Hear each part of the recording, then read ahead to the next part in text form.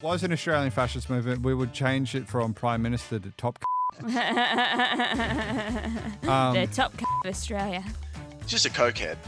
And he's Yeah. just yelling about how much dogs love him. And it's like insanity.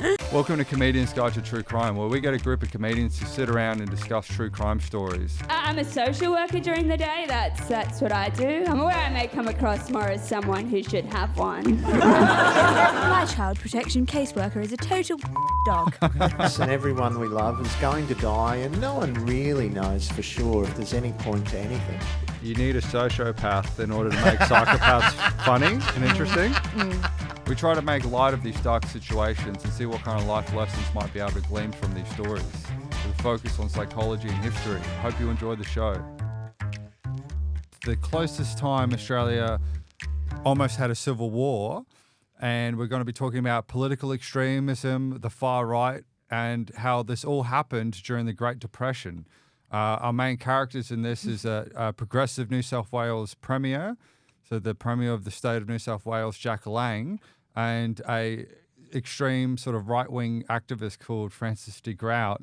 And during the cutting of the opening of the Sydney Habour Bridge, Francis De Groot rode up in a sword and stopped Jack Lang from cutting it with scissors and cut the ribbon with a sword. And that's what we're going to be talking about today and all that fun stuff. And I'm here with comedian Greg Sullivan. Hello.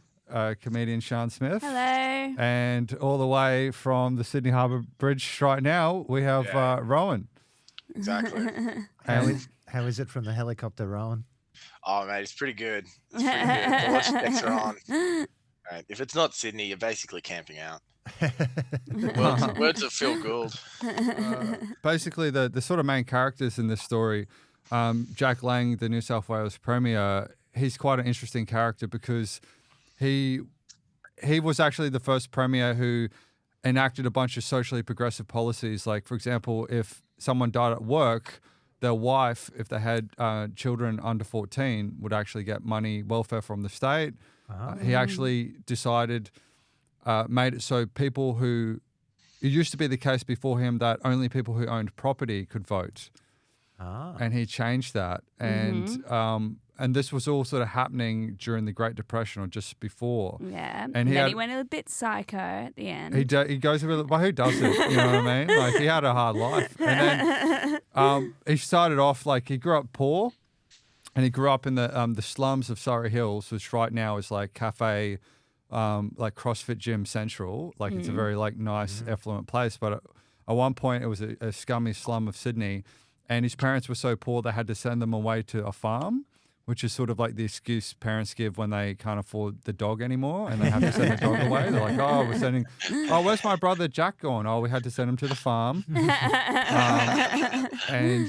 So he sort of grew up and when he was a young man, there was a economic downturn. Oh, the 1890s. That's it. Great Depression. That's it. Well, no, that was called the Great Depression was the 1930s. The 1890s, they just called it the Depression. The Good Depression. I don't know. It wasn't great, but it was good, you know. It's funny how they call eras in time like the Great Depression, but you never have like an era in time called the Great Happiness. Yeah. You know what I mean? Can we at least like have some gratitude for the good times? Like it's all just a negative. Like, oh, The Great Contentment. yeah. Remember World Peace 2? Remember that one? Oh, we go to the non-Holocaust museum where people weren't genocided. And this is a place where the Jews could live freely. Yeah. People had different ethnicities and religious views, and Everyone was okay with it. and no one stabbed anyone. Yeah, well, it's that thing where our brains are hardwired to negativity that helps us survive, you know. And you know how they have this theory that like there might be like white holes, so you have black holes that sucks everything in, and then there's a theory that there might be like another universe where there's white holes that shoots everything out, and the laws of physics work in reverse. I like to think that there's another universe where the brain only pays attention to like happy and good things, you know. And I've said before, and I'll say it again, that it's disappointing how we don't have such thing as, we got like PTSD, post-traumatic stress syndrome, but we don't have a happy version. No one gets post-traumatic success syndrome. No, but they do. When you talk to old-timer comics and they're like, I was on TV once. I think that's post-tremendous. I was on several times. Oh, yeah. Well, there we go. Maybe we're in that universe. So anyway, we're in the wrong universe. We're in the evil one. And this is where the story happened in the universe we're located in. And so Jack Lang, we'll talk more about why it was controversial, but he's one of two sort of major politicians that got sacked by the representative of the Queen, which is a thing that happens here in Australia for anyone overseas that's listening. Gulf Whitlam and Jack Lang. A lot of people don't know about Jack Lang, so stay tuned, guys. And our other main character is Francis De Groot. I was about to say Neil Tyson or whatever. Francis De Groot. And he was sort of an extremist for the monarchy. He really believed in the British Empire at the time. And he volunteered in World War I and he fought over there. And for his service, he was awarded a ceremonial sword, which is the same sword he uses later to cut the ribbon for the opening of the Sydney Habour Bridge. Oh. And he had been in the Navy since he was 13. It's pretty hardcore. Like, I couldn't even do a paper route when I was 13, and this guy's like in the Navy, you know? I know. Oh, my God, like, yeah, I know. people are shooting cannonballs and blowing their heads off, and he's like, you know, I've never cut the ribbon of a major event either. And so, and he was also born in Ireland, which is interesting that he became such an extreme monarch. Yeah. This guy was just like such a loser in every sense of the word. Yeah, it's interesting that he's got a Dutch name, but he was born in Ireland. He never really had a chance with Francis De Groot, though. Oh wait, is this good-looking name in history? Yeah, it is, isn't it? Yeah. Yeah. The De Groot sounds like the kind of stuff you get in between the traction of your boots. You know, it's like, oh, De Groot me. I know one person called Francis, and that's not his real name. I've just been calling him that name to bully him for like 12 years now. He's Francis to me. But these days, his Reddit username would be like what do you? I don't know, fedora enthusiast or like incel for the monarchy. Red pill. He was Australia's first incel. I've got an interesting sort of political rant theory about what causes extremism, like political extremism that leads to like communist states or fascist states. So during the Great Depression, obviously a lot of people become a lot more stressed out. They're a lot poorer.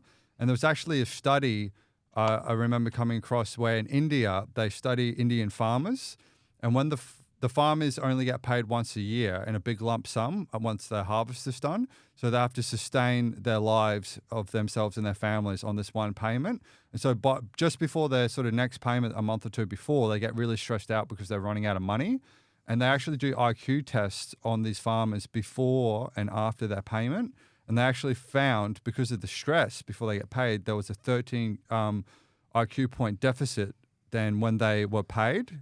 So when they were paid and less stressed out and cashed up, they would perform better cognitively. And so if the average IQ is 100 and sort of being like handicapped and needed like care is 70, then 13 points is half the way to being disabled. So that's how significant it is. So that's the kind of impacts of stress and poverty. And I think we've all seen people who are troubled, who are homeless, who are like walking down the street with one shoe talking to themselves. And obviously like being homeless is quite stressful. And so I think what happens as an economy gets worse and worse, well, it's also interesting to note that at one point Hitler was homeless. Oh, really? Yeah, Hitler was actually homeless. He was a lot like you, Greg. And he was Also you, Sean. and Probably you, Shane. also me. Yeah, okay, he was a lot like all of us. Yeah, like also me. Oh yeah, also like you. and We've that- all been homeless. And that he was a struggling artist whose career wasn't going so good. Oh, okay. Well, Like Hitler would have started a podcast if he was around today. That's for sure. Right? I'm actually going to rename this podcast "My Struggle." And so, but Hitler at one point would have been, the homeless guy who lost his mind, like walking around with one shoe, just saying crazy stuff that no one doesn't make sense. Like, oh, they own everything, rah. And you would just dismiss him on the bus. You'd be like, okay, next stop, get off. And so, what I'm suggesting is, as inflation goes up, the price of veggies go up.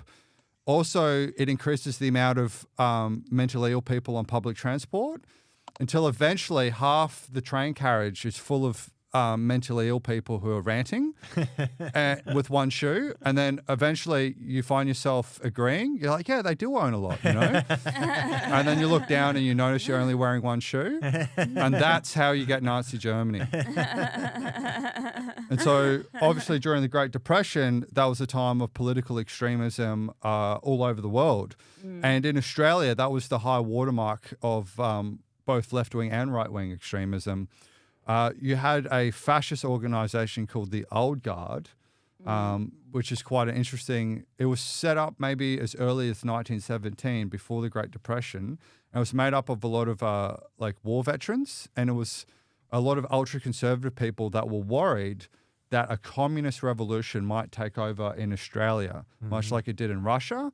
There was actually a real fear of that, and so they set up this sort of secretive organisation called the Old Guard, that if there was, the police failed to suppress a communist takeover, because you have to keep in mind, Australia had a very organised union movement comparatively to other parts of the world.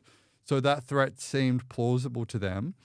And they were going to take over the institutions and fight back this fascist thing. But they also had an interesting way of, fight back the communists. They also had an interesting way of organizing, which is they had like a cell structure where people didn't know the leadership. It was quite decentralized. And I find that a funny juxtaposition for fascists, that they were quite decentralized. And then sometime later, around this era of the Great Depression, some people got frustrated with the Old Guard and they moved to closer to a more explicitly fascist ideology. At least the sort of leaders, called the New Guard, which was a lot of people from the Old Guard joined this, but they were all about being more centralized in the way they organized, had a certain idea of how the government should be structured based on sort of a fascist kind of corporate state or whatever. And they also set up paramilitary groups, and they would actively go around to labor or communist meetings and try and disrupt it. But they went a bit too far, because in those conflicts, they actually, police officers got hurt. So one, that meant the police was against them. And then two, it meant that a lot of their conservative supporter base that weren't necessarily fascist, because fascism was appealing before it wasn't, you know what I mean? Yeah. No one associated with genocide. Yeah. They were like, oh, wouldn't it be nice if the trains ran well? We got rid of these crazy people on the bus. We need the fascism, right? So maybe crazy people on the bus leads to both communism and fascism. I'm just expanding the theory here. Yeah. And so Either way, that it's just no good. it's just they're the canary in the coal mine, the crazy guy on the train. And so anyway, this organisation, the New Guard, our Francis De Groot was a sympathiser for them. So that was his little echo chamber he was involved in. But before we go further in the story, I'd just like to talk about the absurdity of Australian fascism, because Australia is sort of a place where we invented the phrase can't be fucked. And it's very hard to imagine Australian fascism. I remember when we had sort of an alt-right movement, we had the United Patriots Front more recently, which was organising around Islam and all this kind of stuff. Oh, I remember you hating them. And one of because I was like the Francis De Groot on the left-wing side. Yeah, I know. There was one video this guy uploaded who was a member of this group where it was no words, no text, nothing else. It was just him eating a meat pie as fast as he could.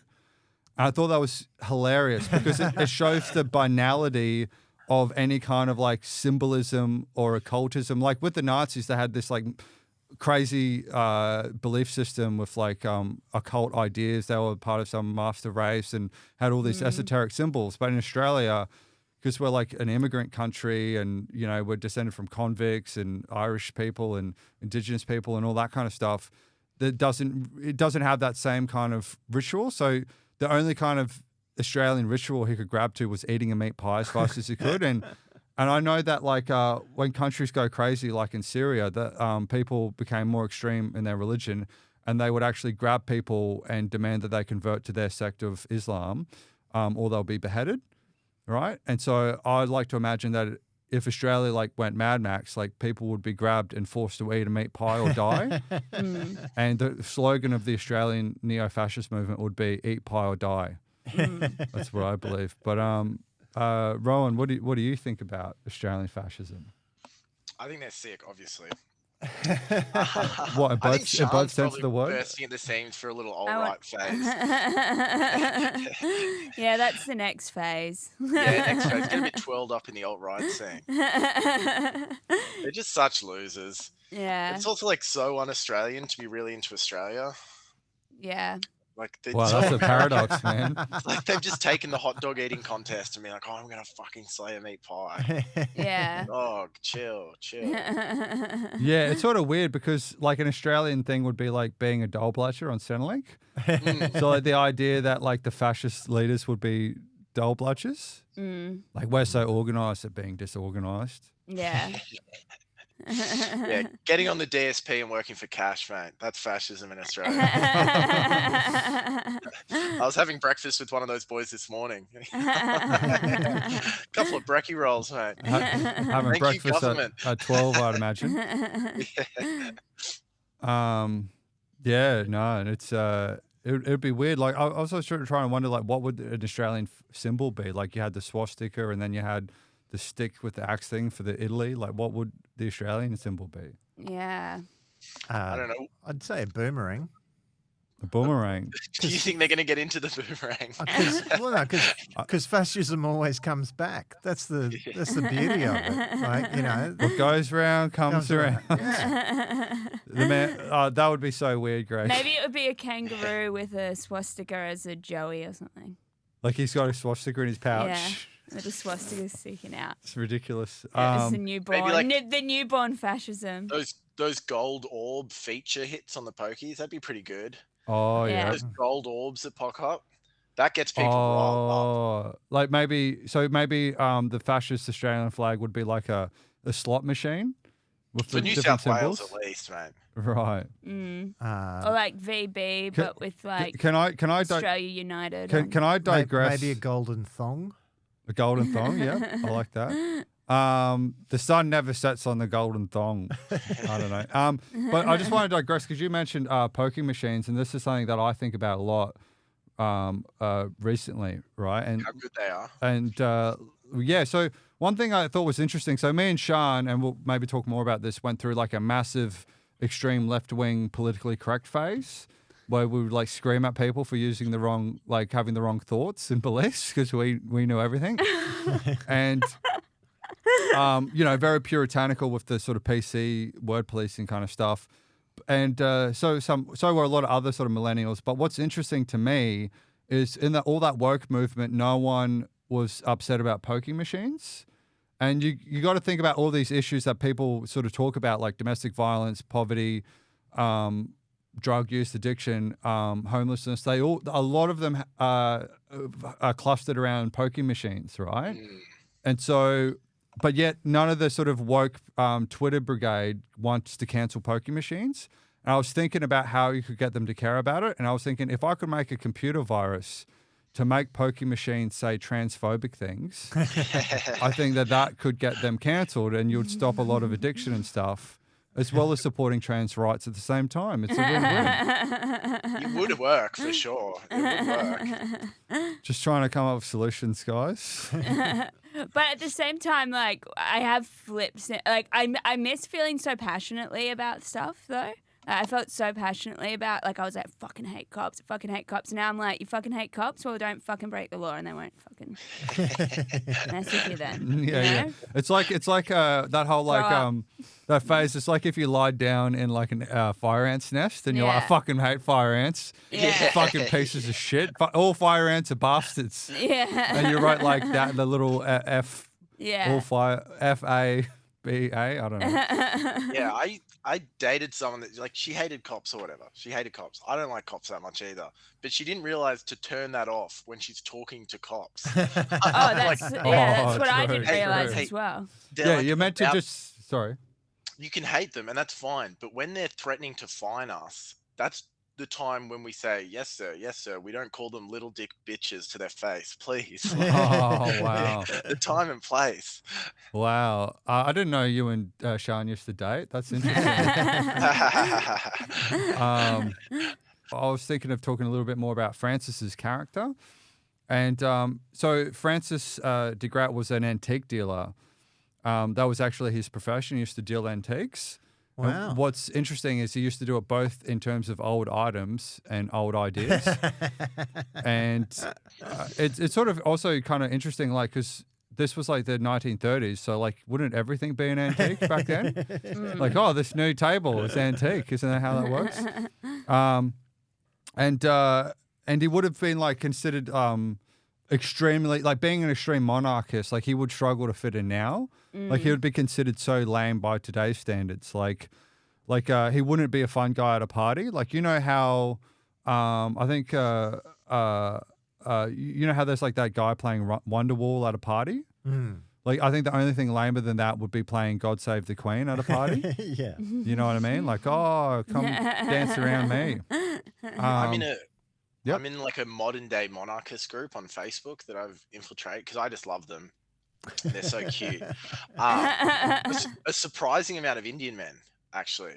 Oh. They do their meetup groups, and it's like, it's the weirdest group of people. Do you hang out with them? No, I don't go to the meetup groups. I just post on the page. But What photo do you use? Pardon? What photo do you use? Oh, it's just me. But if you're anti-monarchy like that, you just get kicked out immediately. So I go like really pro-monarchy and like try and like say that That's like so funny. We You should should have feed brought some of your Republicans to the posts. What sort of corgis. stuff do you post in it? Yeah. It's like anyone that talks bad on the monarchy, I just say we should feed them to the corgis. And I get like upvotes stuff. Like Peter Fitzsimons should have his neck cut, and they're like, I'm like, you guys are so dumb. This is That's so so sick. good. It sort of reminds me of that idea that, like, some of the best ways to discredit like political opposition is not to like try and argue against them in some sort of like ethical believing and rational discourse. It's to adopt their views and go even more extreme. Yeah, You know, yeah. like when they Oh man, you should have had. when they were trying to have the gay marriage vote in Australia, I was pretending to be anti-gay marriage, and I would just go like absurd, like, oh, if gay people get married, my dick's gonna fall off, and just like all of our dicks are gonna fall off. I tell you know? what, I you don't know. should have brought in for this podcast. You know your old like memes that you used to spend like hours making. Oh, when I was one of those Indian guys you in the used- oh my god. subreddit. And they would like make no sense, and they were like so niche. And it was against like right wing anarchists. That was like It's so stupid, and it's so like it's so dumb that I would waste. Like, I have a family who I could have put resources into, and I was doing that instead. That's how bad my priorities were. You know, I don't and think anyone's wasted more time than you. Just like spent 12 hours just down a rabbit hole that you should not be down. I actually, one of my first stand-up bits is I had a cardboard box and I wrote time wasting machine on it, and I would put it on stage and I would just stand in it. It had a helmet in it, and then I would just go, I'll give you a demonstration. I would just stand in it for like a minute and not do anything. Little did I know that art would imitate life in the way that it did. oh yeah. So I actually consider that time I wasted performance art. And another little interesting thing is I think do you think Francis would have liked the fact that money, all of our money has the Queen on it? Yeah. Do you reckon he would have liked that? Yeah, would he be looked at a 50-cent piece and been like, "No, this is worth at least 60. This has got the Queen on it." Like, this And he is was so also valuable. an antique dealer as well. Yeah. Yeah. I can just see that Sean is just bursting to say some slurs about this Francis guy. Oh, and it's so interesting because we're touching upon the difference between the culture wars then and now. And like today, there's all this controversy around like using the right pronouns and gender identity and all that kind of stuff. But this is so far before transgender issues. Like, imagine Francis being confronted with transgenderism. You know what I mean? Yeah. Like I don't know, like what kind of like ribbons he would be cutting today, you know? But it's interesting because he's like the pronouns he would have been passionate about would have been Sir and Madam. Yeah. So the Sydney Habour Bridge was significant at the time. So basically, since Australia was invaded or founded or whatever you want to say, I like to say invaded, founded. And they always wanted to build a bridge over the Sydney Harbour. And just to show our dominance over nature. And by the 1930s, Australia had been around for almost 150 years or a bit more.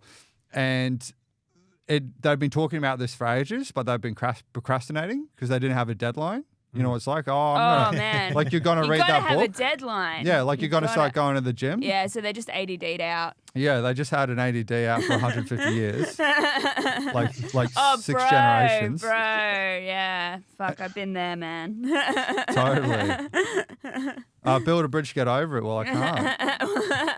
Kinda, yeah. And so it was also significant for that reason, but also because during the Great Depression, Jack Lang, who sort of was like, championed to get it up, he wanted to do that because it created much needed jobs for people who were unemployed at the time. So it was quite significant in that sense as well. And so when they were opening it, so it was also like a good morale boost. And that's how Jack Lang saw it as well, that people needed something to be kind of feel good about because things were so shitty at the time. We got a bridge. Yay! Different times back then. And so 300,000 people came out for the opening ceremony. It was like a huge deal. It was like a big public celebration. And so everyone was there and knew about it. Like all of society's brains were like laser focused on this opening thing. And Jack, as opposed to the normal convention where a representative of the monarchy would snip for the things for the opening ceremonies, he was sort of like, wasn't really into that kind of stuff. And that's why he was hated so much by these ultra-conservative or proto-fascist groups like New Guard. Was because of why, sorry? Because he wanted to open it himself rather than a representative of the monarchy. Oh, yeah. And so Francis De Groot was like, no. And he, as it was happening, he just rode out of nowhere on his horse with a sword and then like cut the ribbon and declared it open on behalf of the King of England. And like that is such a theatrical thing, And like, wouldn't you love to be able to have that kind of like that's such a strong way to protest? It's not like you're going, no, don't. It's like riding on a horse with a sword. Like, But it sounds really cool. Like I thought this fellow, when you first told me about it, I thought this fellow would have been like some like cool like left wing dude making some statement, and then I found out that he like did it for the Queen. But like that's really cool. Like, it wouldn't be cool to do it now. Like if some cunt rode out on a horse and cut a ribbon with a sword, that would be like so lame. But I thought that would be like really. So it's sort of he like would have been like a mad cunt. It sort of then. would be like if you saw like a really handsome dude. But it on turns like out he would have just been lame then as he would be now. Well, it would be like what you're saying is like if you saw like a really handsome dude on a motorbike, like a really expensive one, and that he was like ripped with cool leather. I don't know what cool is. That's my idea of cool.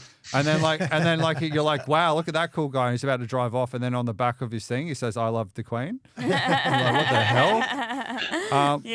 But I was going to say that I would love to do that kind of protest, but like when you get a parking fine. Like you ride up on a horse and you go, I'm not paying that ticket, and you cut it. Well, if you had a horse, you probably wouldn't need to park. I brought a horse in the car, mate. Just for that, I was hoping it would happen. But what do you think about all that, Rowan? I think it's just cool to care about anything that much, really. Just to make an event out of it. Like, have you never cared about anything that much? Well, never. I want Feel Good to start doing the Origin talks again. The opening ceremony for the Origin, and I want vapes to be properly illegal. Those are like my two things. Properly illegal or legal? Illegal, yeah. Take them away from me. I'm going to turn myself into the cops just with a bag of empty vapes. Like, just fucking lock me up so this can end. Wait, Put me in the gallows. What was the first thing? The Origin? Oh, I want Feel Good to do the opening of the Origin again. I don't know what that is. Can you explain it to someone who is doesn't know anything about Australian culture? You're so anti-patriotic. He spends his time learning about fascists during the Great Depression. I get so I felt as passionately as he did about that. Like back when I was a left-wing crazy person, like, I would have cut a ribbon on a horse for fucking disability rights, kind of thing. Trans rights. For rights. So you can go to a party and get yelled at by a trans woman. Yeah. But go on. What was? I was just wondering, what's this Origin Phil person? That's crazy from Queensland, and you don't know what I'm talking about. That's so sick. Man, this was my form of rebelling, is not knowing about football. Like, that's my way of like, fuck Super you, cool. I'm not going to become a Super lawyer. Cool work, Shane. So, hang on. Is your feeling that the Channel 9 commentary of the State of Origin is not pro-New South Wales enough? Is that your feeling? No. But we had 9 years under your boot. You don't understand what it does to a young man. Well, yeah. But anyhow. But Phil Gould used to open the Origin and just walk through like flames and just be like, the power, the struggle, the men, victory on their lips. Tonight is the night where they leave it all out there, and you just be screaming. And you're like, yes, we're going to lose, but we're going to do it like pretty victoriously. So that's like the two things that I believe in. I want to quit nicotine, and I want Phil Gould back. Would one lead to the other, do you think? I'd love to get in his ear, but he actually finds the passion too draining now as an elderly man. Yeah. It takes too much out of him. Yeah, you only have so many like riding a horse with a sword moments in your life, don't you? Yeah. It's my own selfishness. If only they could find someone else capable of getting excited about rugby league. It's not really possible. That's the thing. It's just not possible. They've tried. I used to be so excited about rugby league, and then I found marijuana, and then I just went, this doesn't seem to make any sense. I've unified those things so hard. Then I stopped using marijuana, and I'm starting to get back into. It's taken a long time, but I'm starting to get back into the rugby league. Oh, hang on, you watch rugby league when you're stoned? Yeah, big time. I find it the most enjoyable way to. Really? Yeah. I've played it high. I can watch it high. Yeah. Playing it high is terrible. It's like an adrenaline sport. It doesn't work. Look, I'm not big into football, but if all the football players were high, I would be watching that State Origin. I'd be like, fuck yeah. You know, people just like throwing the ball, like not catching it and stuff, and like people forgetting like how many points did we score? Like, who's winning? Yeah, like what's the point? Really, when you get right down to it, it's just a silly game. The point is to buy your family 20 Taragos with some NRL money. That's the point. Every time they score a try, there's a Polynesian family leaping up in their couches. Like, it's all good vibes. Like, it's all so sick. That's beautiful. It's interesting because, I wish I could get in. I wish I could be as passionate as this guy was about the monarchy, or people are about State of Origin, with my own self-improvement. Do you know what I mean? Just be like, yeah, Shane, you're scoring a goal today, mate. Fuck yeah. I think you're pretty into self-improvement, though. Yeah, but like in a theoretical way. He likes talking about self-improvement. Yeah, I could write a self-improvement book or do a self-improvement talk, but maybe not actions. Maybe I should do a self-improvement walking tour. And so, anyway, what were we talking about? Well, walking seems a bit much. Maybe a self-improvement, like sitting circle. Like, walking seems like a lot of effort. and I think they're quite toxic for the most part. Oh, okay. Another thing that I thought was interesting about this weird kind of fascist movement that was supporting the British monarchy and all that upper class stuff is that it's like, imagine if that movement had won out and we had our sort of Australian mannerisms now, like can't be fucked and what are you fucking looking at your dog? You know, like if we adopted the upper class British accent, because I presume that's how we probably would have talked. You know what I mean? Like Sean, like what's My child protection caseworker is a total cunt dog.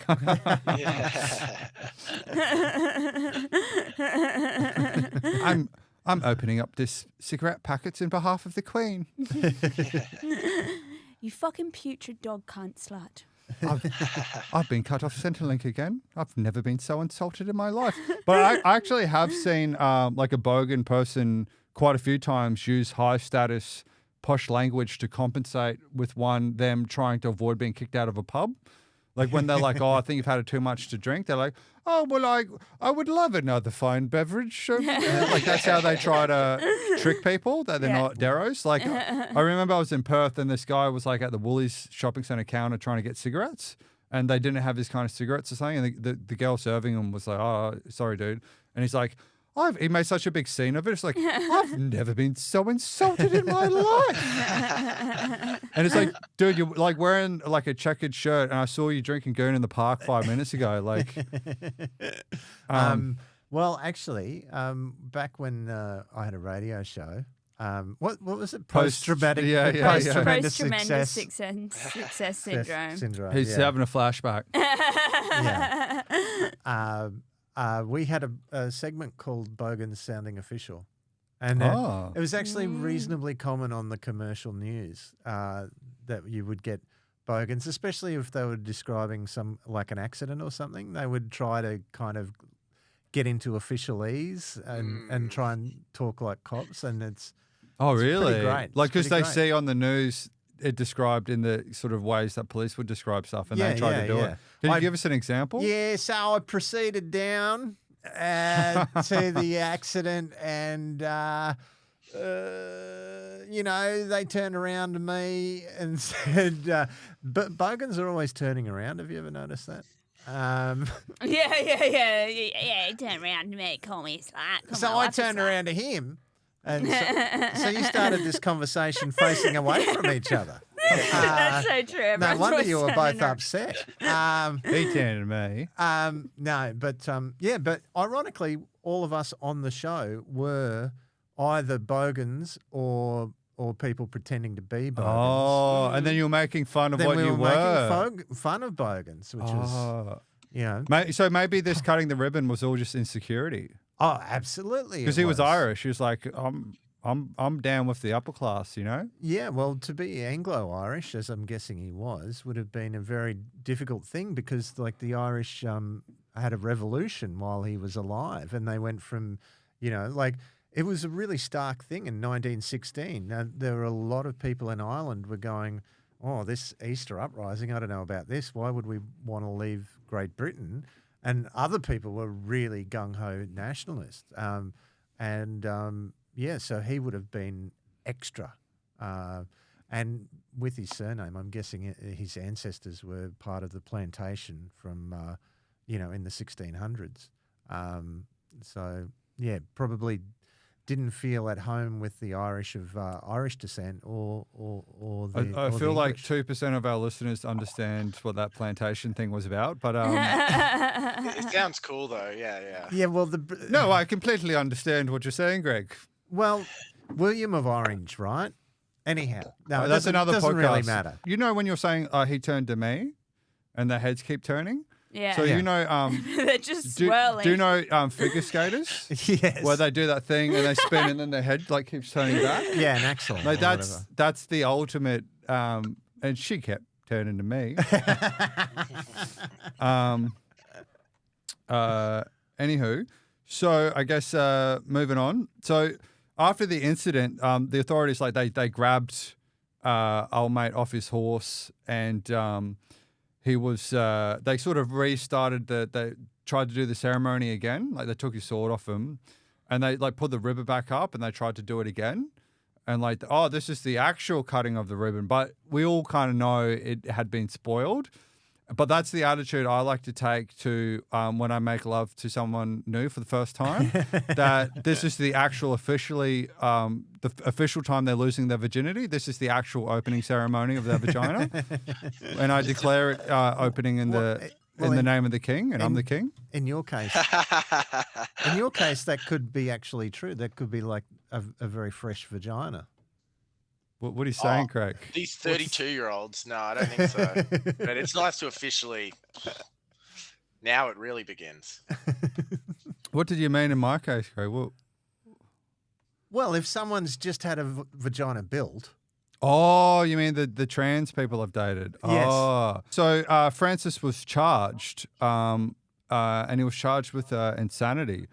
And I like that. I love that that's a charge. Just insanity.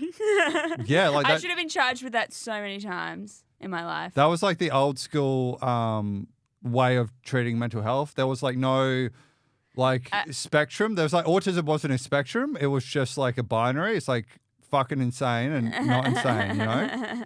Well, recently in Victoria, there was there's a new crime. There used to be. You remember the guy who was speeding on coke, Dick Pussy? Do you remember him? What? He was all coked up. Richard Pussy is how they would say his name on the news, but everyone knew his name was Dick Pussy. He was speeding, and That other name isn't necessarily a solution because the other name sounds like a silly name as well. Yeah, I know. Look, he was all coked up and he was speeding in a Porsche, and the cops pulled him over on a freeway in Victoria, and then the police car was struck by a truck, and all of the police officers died, and he filmed them like a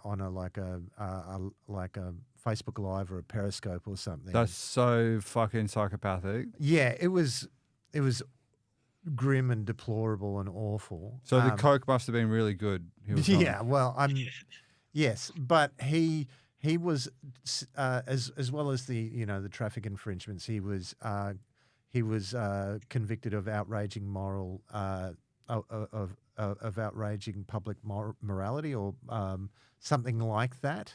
And now there's a new law in Victoria, which is if you do something that everyone says this is just a horrible thing to do, then you can be convicted of that.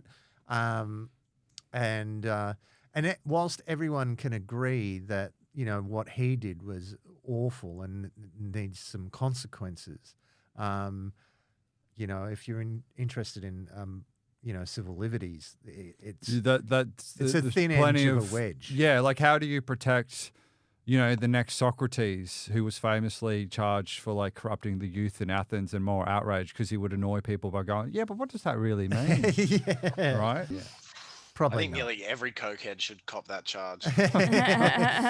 Setting my morality, thank you. Charged with insanity. Charged with insanity. Insanity. And have Because if it's insanity, it's just such a kind of like it's almost just like a slur now. Yeah. It's sort of like, oh well, we're charging him with being a shit cunt. Yeah. Oh no, I'm not a shit cunt, Your Honour. Well, it's not what your missus says. I would dole that out so much. That's so exciting. Well, that would be Cokehead Australian retarded. fascism when there's mass executions for being a shit cunt. But like, Bro, this scaffolder recently was just coked out of his mind, cornered me, and was just he's a scaffolder. He's talking about how he's got like a crazy connection with animals, and he's going to go to Thailand and then get his zookeeping ticket and work at Taronga Zoo. Mm. He's just a cokehead.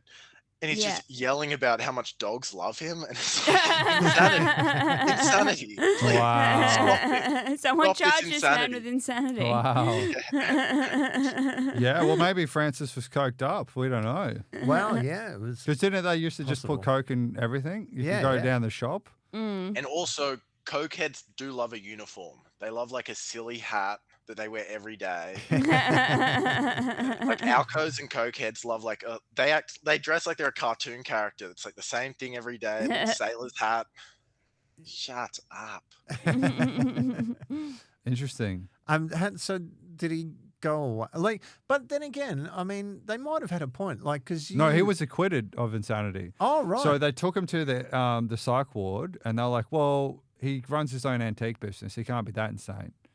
And then they released him. And then Wow. he actually sued the government for false arrest, and he actually got like a payout. And so he was like a sort of a hero for this New Guard thing, and he kind of like got all indignant. He was like, I've never been so insulted in my life. And you know, and I guess society was split as well, you know, like some people sympathize with what he did. But what's interesting He's an Aussie larrikin. about larrikinism, right? So what ended up happening, and this is why I don't think fascism would ever take place in Australia, because we don't take ourselves seriously enough. So anytime after this there was any opening of anything, people would try to ruin it, and they called it a De Groot. And people thought it was hilarious. They're like, oh, De Grouted it. Oh, what it is. So like, even though it was like, oh, I did this for the Queen, like people just thought it was silly. Yeah. They're just like, look at this silly, It's just bloody silly bugger. what a larrikin. Yeah. Yeah, I mean, you must be one of the few people who actually read, like, because you have the history walking tours. Buy tickets now. You must True be, crime walking tours. This is not a history podcast veiled as a sorry. true crime podcast. Sorry. We're only true crime. You must be the only people, one of the few people who actually reads plaques and stuff on buildings. I mean, Oh, I'm not a reader, Greg. oh well, all right. You get I'm people, not a reader. You get people to read out plaques to you. Yeah. I'm like, what? Excuse me, mate. Do you know what that says? You wouldn't happen. yeah, You wouldn't have a interesting. fucking spare plaque on you, would you? It was opened by some cunt. Yeah, but like all those plaques, I mean, it must be a big day for Well, the I person reckon who if it was an Australian fascist movement, we would change it from Prime Minister to Top Cunt. The top cunt of Australia. This almost led to a civil war. What? Yes. It's not all just laughing at ribbons and stuff. So what ended up happening is during the Great Depression, the federal government wanted every state to give all their treasury to pay for the government's debts. And Jack, being quite radical for his time, was like, well, that doesn't seem fair because it's going to crash the economy here. It's going to hurt a lot of people. I've got an alternative plan. We can pay it back, but do it slowly. But if we just remove all the stimulus for everything, it's just going to cause a big crash. And he was sort of, I guess, more on the Keynesian side, which is now the more mainstream side, of stimulating the economy during a downturn. I don't know what the answer is. And so the federal government, he almost caused he ended up being sacked by the Governor General, the representative of the monarchy. So the monarchy did have the last laugh at the end. They sacked him from being the premier because he wouldn't give over the funds. He actually put all the money in a room and locked the door and put guards there, which I think that's kind of funny that like we just put all the money in a room. Like it's kind of weird.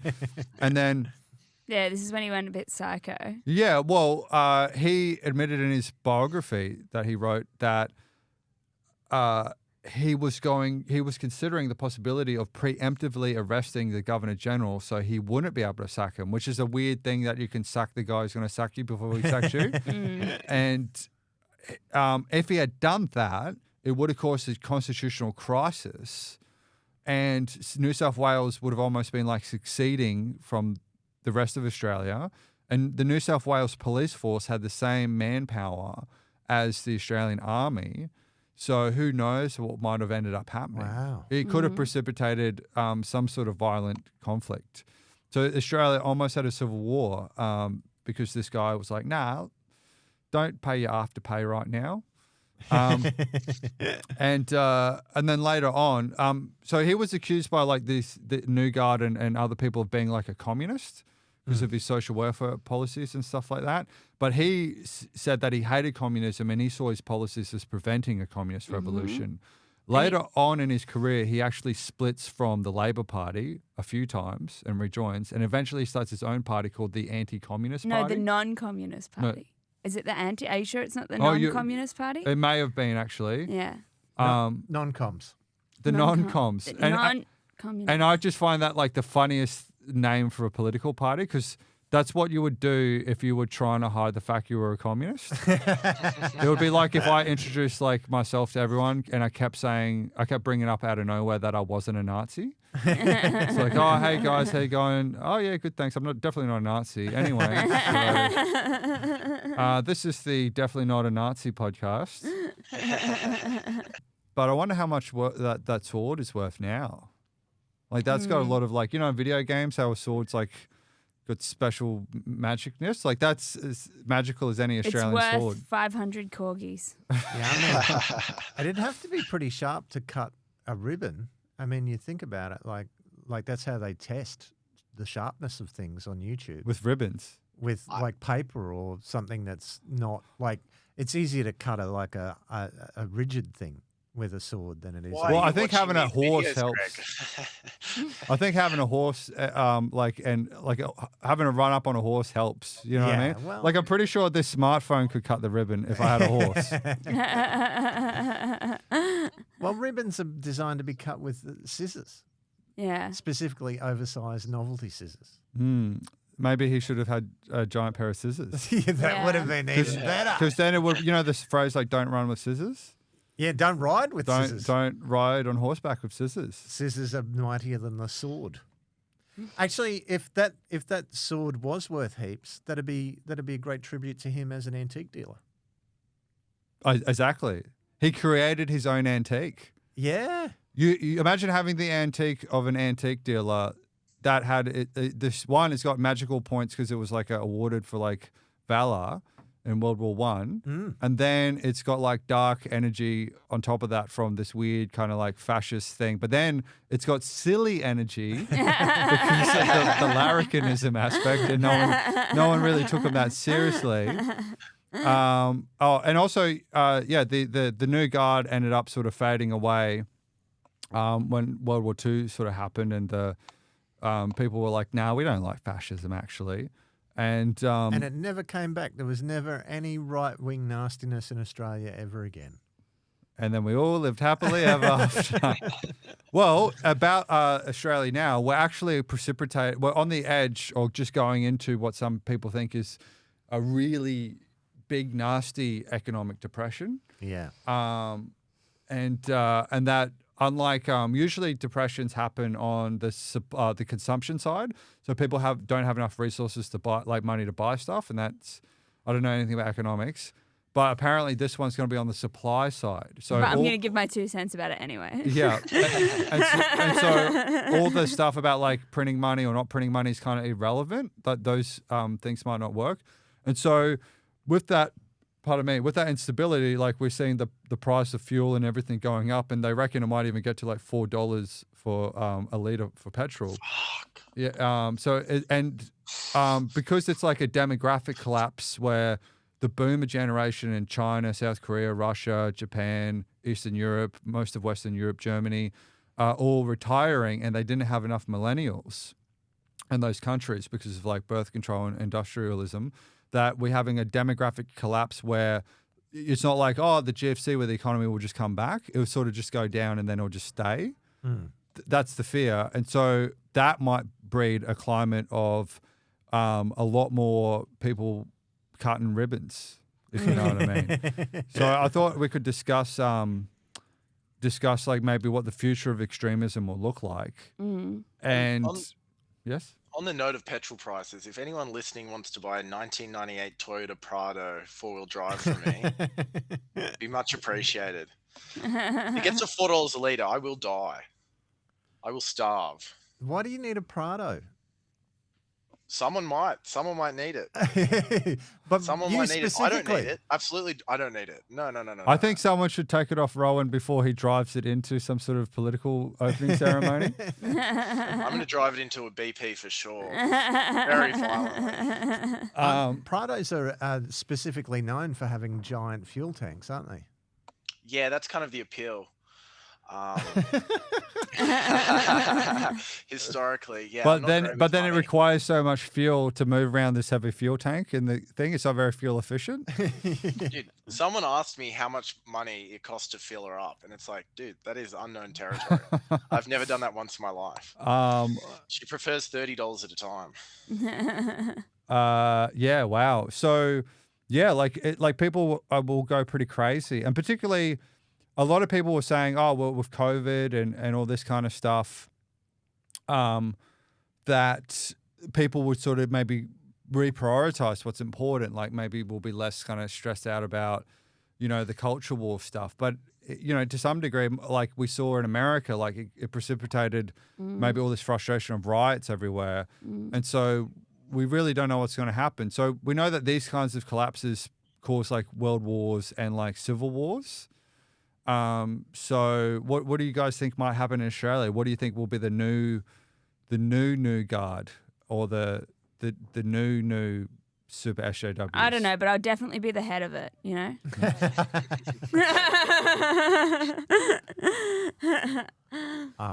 Look, I don't, I used to have thoughts about this kind of stuff, but It's actually so much better to not have thoughts about it and just feel like, oh, Yeah. Well, I let think them be weird. Kind of. Yeah. well the So thing. what would the new fascist group of Australia look Well, like? I'm not entirely sure, but I think that on the point that Greg and Rowan made, I think that what's interesting is instead of like the fire of the my convictions I used to have, now I've just replaced that with the crushing weight of my own awareness of my own stupidity. and what's interesting about that is, like, it's so hard to organize people who are uncertain. It's very hard to organize people into an extremist movement, because if it's like you'll never see like a protest of like political moderates out there on the street going, "What do we want? We're not sure. When do we want it? When We're it's uncertain. when it's practical and achievable." You know what I mean? Like no one like shouts over someone like, I'm not sure what I don't know what to think about that. Like no one's like taping on, like no one puts on like caps locks on Facebook like, "Thank you, I didn't see it from that point of view before." Oh, I actually hadn't read that article. I haven't seen the data. "Thanks for your input. I'm gonna add this to my worldview and reassess my belief systems now." yeah, I think that people have all sorts of ideas, but the reality of demographics and climate is what really gets people moving. So if there's a if there's a drought or a catastrophic climate thing all throughout human history, then there's an uptick in war. And if there's a demographic calamity like the Black Plague or whatever, shit gets real weird. And it looks Great, like we got both of them at the same time. it looks like we're getting both of those at the same time. Double whammy, baby. So whatever's going to happen is going to happen. But like obviously no one's going to come to me and say, "Hey, Greg, what should we do?" Yeah. No one is. No. What will happen is they turned to Greg and they said, "What do we do?" And Greg turned to them. Well, I turn around to them and say, yeah. Well, I turned to them and I said, "I don't know." Look, I have just lost 55 kilos at a time when, thousands of people are going to be starving all around the world due to the war in the Ukraine. I'm not very prescient. I'm Obviously, just when the shit hits the fan, I'm going to be looking back, going, "Fuck, You seem that to- would have been an extra few months." You seem to be following my pattern, Greg, because before the pandemic, I never had a proper job. Then I got a job when everyone was losing their jobs. Yeah. And right when the economic depression thing's about to happening, I'm starting a business, right? So I'm like picking the worst time to do everything. Yeah. You know, so once the nukes go off, I'm hoping to get someone pregnant and start a family. But here's something that I can promise the listeners and everyone in this room and not in this room, that if it ever seems like Australia is going to devolve into some sort of extreme ideological totalitarian state, what I promise to do is take Rowan's shitty, inefficient car, find the sword wherever it is, and I will disrupt whatever meeting they have, and I'm going to declare this meeting in the name of uncertainty and a lack of faith in your own ability to judge things. And they'll be like, wow, he really did have an inability to judge things. That's what they'll say about me. Any final thoughts? I think we're going to be all just fine. You reckon? The Francis. We were is talking all- about antidepressants before this podcast started. Yeah, all good. Yeah, Oh, once again, that's Yeah. the good Just take stuff, your fella. Lexapro and just keep trudging on. Man, I really love, even though that, no one can afford to eat, I really love the government's new antidepressants they put in the water supply now. I think this is a really great yeah, idea. just put Lexapro in the water supply. Yeah. Mate, it needs your third eye, not necessary. Yeah. I don't know. I guess like your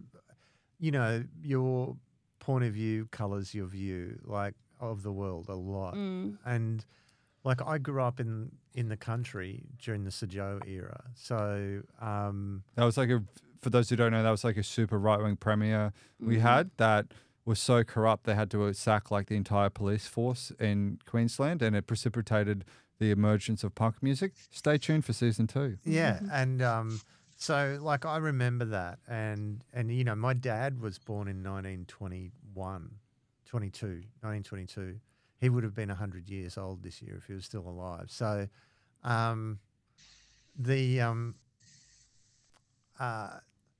shit can go real bad. Like that's the thing. Like shit can go real bad in anywhere, and shit is real bad for some people everywhere at some point. So whilst I'm very grateful that I live in Australia, I think that we could be looking back and going, wow, fuck, how good were the 2020s? No, Yeah. well, what I'm suggesting is that from 1985 to now was the golden era, and now we won't realize that we wasted the most amazing time ever of extreme prosperity with like whinging about silly biscuits. Yeah. No, You know? we did, Shane. Yeah, Me and you. Not sorry, everyone no, else. I Everyone just else meant- was I working just on meant their me lives. and Sean. Me and Sean wasted our lives.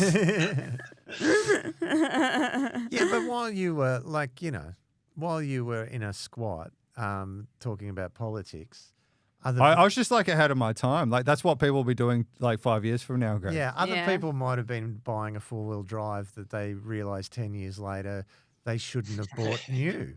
Like you don't buy a new 4-wheel drive and then drive it on the beach. That's silly. That's a It cost me $2,500. oh you bought yours second hand. You're not being Oh, crazy, but Yeah, like I bought it from my parents who bought it third hand. yeah, but yeah. So like there were people who were just as you were hyped up on communism. There were people who were hyped up on capitalism who fucked their lives just as much as you. So don't kick yourself too badly.